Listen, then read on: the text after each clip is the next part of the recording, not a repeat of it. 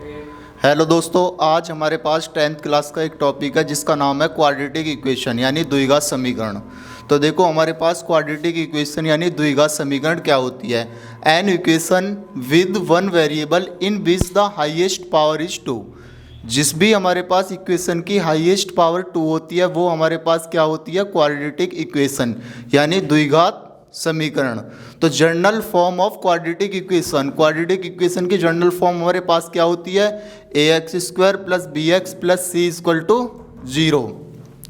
लेकिन हमारे पास इसमें कंडीशन होती है कि a की value does not equal to 0, यानी a की वैल्यू हमारे पास 0 नहीं होनी चाहिए। यदि a की वैल्यू हमारे पास 0 हो जाएगी तो ये हमारे पास क्या बचेगा, bx प्लस c, और ये हमारे पास क्या हो जाएगी, एक लीनियर इक्वेशन।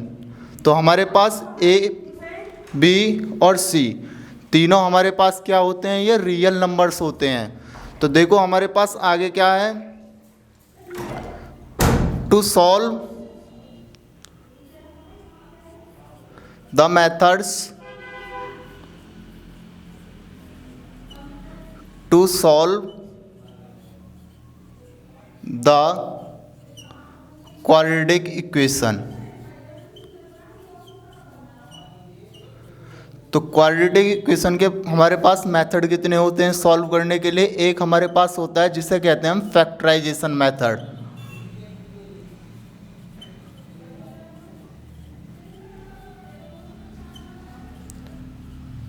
और सेकंड मेथड होता है हमारे पास जिसे हम कहते हैं बाय यूजिंग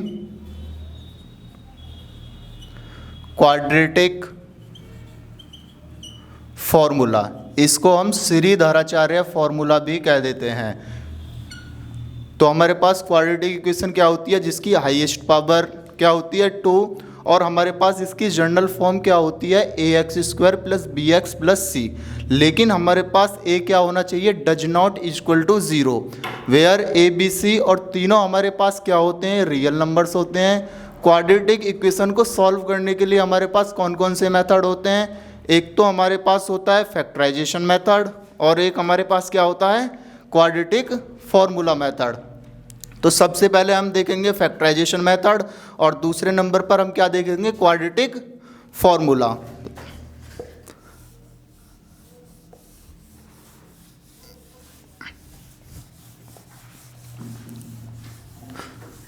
तो देखो हमारे पास क्या है फिर फैक्टराइजेशन मेथड।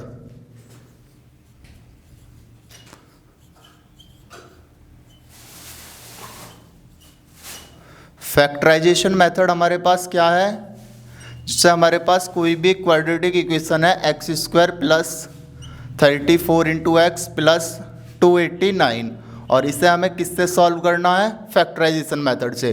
तो 289 के ऐसे फैक्टर करने हैं हमारे पास जो 34 आ जाए। तो ऐसे हमारे पास फैक्टर हैं 17x, 17 और 17x प्लस 289। इन दोनों में x कॉमन लोगे तो x प्लस 17 और प्लस इसमें 17 कॉमन लोगे तो x प्लस 17 को 289 से डिवाइड करोगे तो 17 इक्वल टू 0। तो हमारे पास दो फैक्टर आ जाएंगे, x प्लस 17 और x प्लस 17 इक्वल टू 0। तो हमारे पास क्या है, एक बार x प्लस 17 इक्वल टू 0 रखोगे तो इधर प्लस में है, इधर चली जाएगी माइनस में। एक बार x प्लस 17 इक्वल टू 0 रखोगे तो हमारे पास x इक्वल टू कितना आ जाएगा, -17। तो ये हमारे पास क्या आ गया, रूट्स यानी जीरोज। तो हमने इनको कैसे फाइंड किया है, फैक्टराइजेशन मेथड से। अब हम देखेंगे हमारे पास क्या है, क्वाड्रेटिक फॉर्मूला।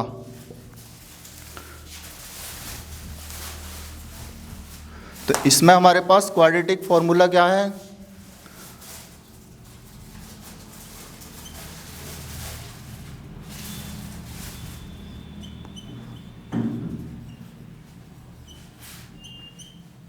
तो हमारे पास क्वाड्रेटिक इक्वेशन की जनरल फॉर्म होती है ax² प्लस bx और प्लस c इक्वल टू क्या है हमारे पास 0।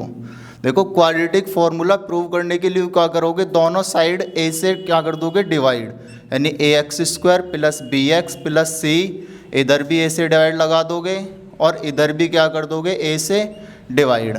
एक बार इसके अपॉन में लिखोगे यानी ए एक्स स्क्वायर डिवाइड बाई ए, एक बार इसके अपॉन में लिखोगे बी एक्स डिवाइड बाई ए, एक बार इसके अपॉन में लिखोगे सी अपॉन ए। और किसी भी नंबर की डिवाइड जब जीरो में लगाओगे तो क्या हो जाएगा हमारे पास, जीरो। इधर ए से ए हमारे पास कैंसिल हो जाएगा, क्या बचेगा, X square plus B upon A into X plus C upon A equal to क्या है हमारे पास, जीरो। अब देखो इस इक्वेशन को सॉल्व करने के लिए क्या करोगे, एक्स स्क्वायर बी अपॉन ए का हाफ करेंगे यानी बी अपॉन 2a, इतना ही ऐड कर देंगे और b upon A into x और इतना ही क्या कर दोगे माइनस यानी b अपॉन 2a और उसका square plus c upon A equal to क्या है, जीरो। तो देखो हमने क्या ऐड किया, इतना ही प्लस कर दिया, इतना ही माइनस। तो ये वाला हमारे पास क्या बन जाएगा फॉर्मूला, यानी x plus b upon 2a का ये फॉर्मूला बन जाएगा स्क्वायर, और ये बचेगा माइनस b अपॉन 2a और उसका क्या है स्क्वायर प्लस c अपॉन ए और इक्वल टू में क्या है, जीरो। तो देखो x plus b upon 2a का स्क्वायर इक्वल टू, ये इधर माइनस में है इधर प्लस में चले जाएगा, b अपॉन 2a और उसका क्या है स्क्वायर और माइनस c अपॉन a। तो देखो x plus b upon 2a उसका क्या है स्क्वायर, इधर करोगे b का स्क्वायर करोगे b स्क्वायर और ये क्या हो जाएगा 4a स्क्वायर और माइनस c अपॉन a। तो x plus b upon 2a और उसका क्या हो जाएगा स्क्वायर इक्वल टू, इनका एलसीएम लोगे 4a स्क्वायर, जिसके बाद हमारे पास आ जाएगा b स्क्वायर, a से a कैंसिल हो जाएगा बचेगा 4a तो हो जाएगा 4ac। ये स्क्वायर इधर रूट में जाएगा यानी x plus b upon 2a equal to, इधर रूट में जाने के लिए plus minus b square minus 4ac और 4a स्क्वायर का रूट क्या होता है 2a। x इक्वल टू, ये इधर प्लस में है इधर चला जाएगा माइनस में, minus b upon 2a plus minus in root b square minus 4ac और अपॉन में क्या है 2a, यानी x की वैल्यू इसका एलसीएम लोगे 2a यानी हमारे पास आ जाएगा minus b plus minus in root b square minus 4ac। तो ये हमारे पास क्वाड्रेटिक फॉर्मूला क्या होता है, x equal to minus b plus minus in root B square minus 4ac। इसके बाद हमारे पास x के हमारे पास दो रूट आ जाएंगे निकल कर, यानी हमारे पास क्वाड्रेटिक फार्मूला क्या आ गया, x equal to minus B plus minus under root B square minus 4ac और अपॉन में 2a। यानी हमारे पास x के दो जीरोज आ गए निकल के, एक तो minus B plus in root B square minus 4ac upon 2a और एक सेकंड रूट हमारे पास क्या आ जाएगा निकल के, माइनस बी एक प्लस वाला और एक माइनस, यानी बी स्क्वायर माइनस 4ac और अपॉन में क्या है 2a। देखो हमने फॉर्मूला पढ़ा होगा सम ऑफ रूट्स, यानी सम ऑफ रूट्स बोल दो या सम ऑफ जीरोज। तो सम ऑफ जीरोज के लिए क्या फॉर्मूला होता है, एक बार इन दोनों को ऐड करोगे यानी minus B plus in root B square minus 4ac और अपॉन में 2a plus minus in root B square minus 4ac और अपॉन में क्या हो जाएगा 2a। तो इनका एलसीएम हमारे पास कितना आ जाएगा 2a और minus b plus in root B square minus 4ac minus b minus in root B square minus 4ac। तो देखो इससे ये वाला कैंसिल हो जाएगा, b और b कितने हो जाएंगे माइनस 2b अपॉन 2a। तो देखो a से a कैंसिल हो जाएगा, यानी सम ऑफ रूट्स के लिए क्या फॉर्मूला आ जाएगा माइनस b अपॉन a, यानी सम ऑफ जीरोज के लिए क्या फॉर्मूला होता है हमारे पास minus b upon a। Sum of zeros, sum of zeros के लिए क्या फॉर्मूला होता है हमारे पास -b अपॉन a। इसके बाद हम फॉर्मूला देखेंगे प्रोडक्ट ऑफ रूट्स। तो देखो प्रोडक्ट ऑफ रूट्स के लिए क्या फॉर्मूला होता है,